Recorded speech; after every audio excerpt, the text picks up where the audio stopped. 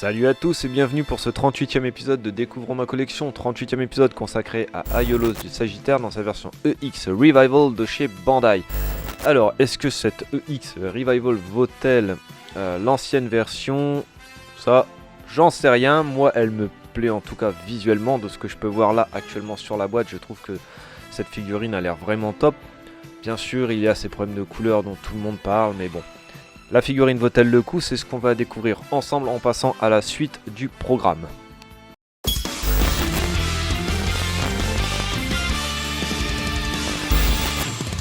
On commence par la face avant avec donc les logos Bandai, la petite Athéna, forcément le Aiolos en armure en position standard, on va dire d'attente, plus la constellation du Sagittaire sur fond étoilé. Sur cette première tranche, nous avons donc Aiolos en position d'attaque, prêt à tirer sa flèche magique.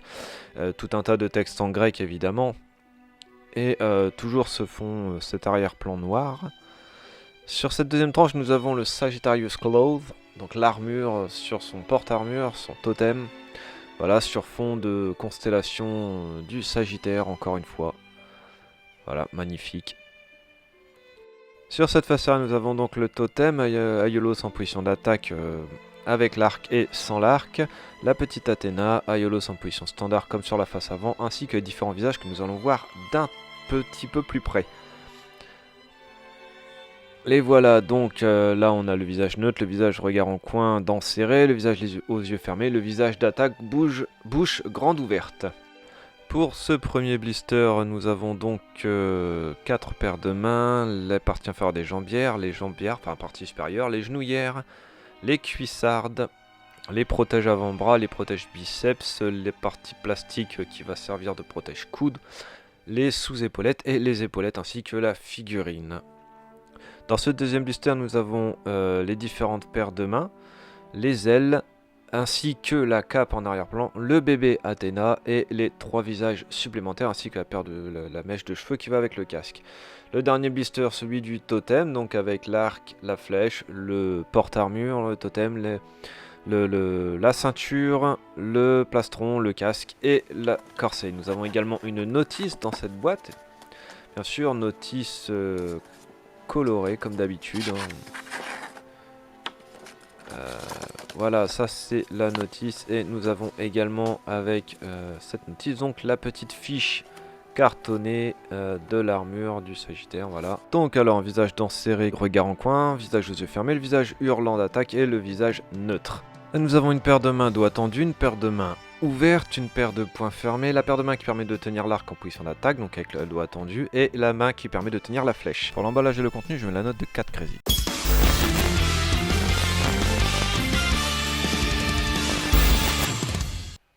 C'est le moment de tester la rigidité de cette figurine d'Aiolos du Sagittaire. Alors voyons voir les jambes. Pour le moment il n'y a rien à dire, en même temps j'ai pas encore vraiment testé, mais voilà. Alors, est-ce que la jambe redescend? Ça va encore. Les genoux sont plutôt pas mal, ils ne plient pas. La jambe ne revient pas trop, ça n'a pas l'air de faire trop la danseuse.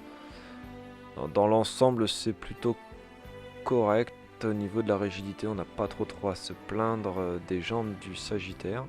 Les bras sont plutôt bons aussi, sont sans trop l'être. Le système EX fonctionne correctement. Je fais un petit peu de hors-champ. Voilà, je surviens lui, c'est bon. La tête, c'est parfait.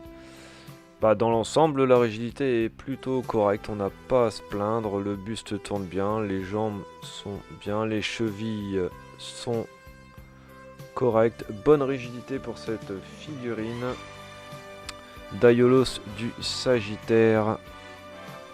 Hop, que je mets en place. Alors, est-ce qu'il tient debout? Oui, il tient, merci, c'est nickel.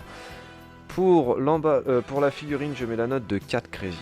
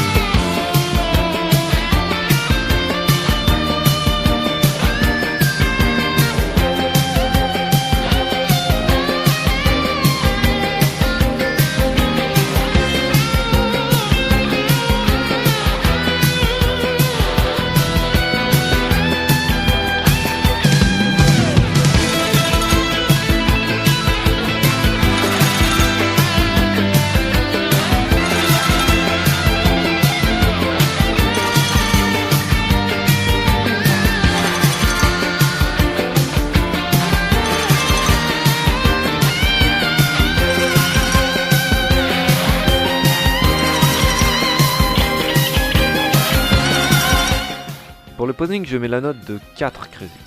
C'est à présent le moment de faire la conclusion pour cet Aiolos du Sagittaire EX Revival de chez Bandai. Donc je ne vais pas m'attarder sur les histoires de couleurs jupe et diadème. Pour moi c'est très bien comme c'est. Pourquoi? Parce que je ne peux pas avoir de toute façon l'autre version.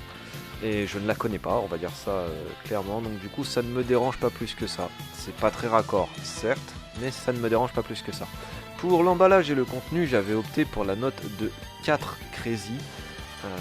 C'est assez complet dans l'ensemble, je pense qu'il pourrait y avoir un ou deux visages supplémentaires, enfin un visage supplémentaire, peut-être quelques paires de mains.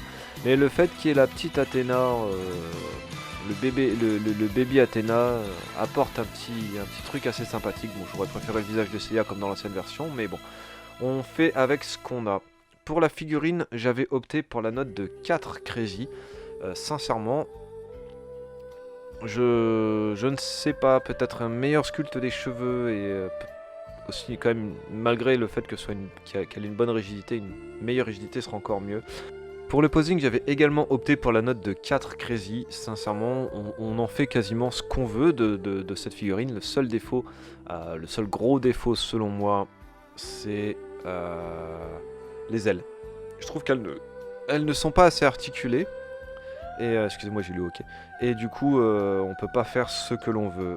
Mon ressenti personnel, j'opte pour la note de 4 Crazy parce que voilà, bah ça vaut pas plus, mais ça vaut pas moins surtout. C'est une figurine relativement complète avec pas mal d'accessoires, je trouve. Pas mal de paires de mains, pas mal de visages, la petite Athéna en plus. Tout ça, c'est une figurine qui est très très belle, tant en totem qu'en figurine, qu'en personnage. Donc voilà, je ne vois pas pourquoi je lui mettrais une moins bonne note. Elle les mérite amplement, ces 4 Crazy. Ce qui nous donne une note de 4 Crazy, une note finale de 4 Crazy sur 5. C'est une excellente note. C'est la même qu'avait eu Shura, je vous le rappelle, dans la version Revival, sauf que Shura avait un défaut de corps que là, il n'y en a pas, mais là, c'est un manque de contenu qui fait que, entre autres, un manque de contenu et un problème de posing qui fait que, voilà, la note est pas aussi bonne. Ça n'en reste pas moins une belle réussite. Sur ce, cet épisode est à présent terminé. Si vous aimez ce que je fais, n'hésitez pas à vous abonner à la chaîne. Si vous aimez cette vidéo en particulier, mettez un pouce bleu et un commentaire, ça fait toujours plaisir. Vous pouvez également suivre ce que je fais sur Facebook, dont le lien est dans la description. N'hésitez pas à aller également voir les vidéos de mes camarades youtubeurs. Les liens sont également dans la description. Moi, je vous dis à bientôt pour un nouvel épisode de Découvre ma collection. Allez, ciao!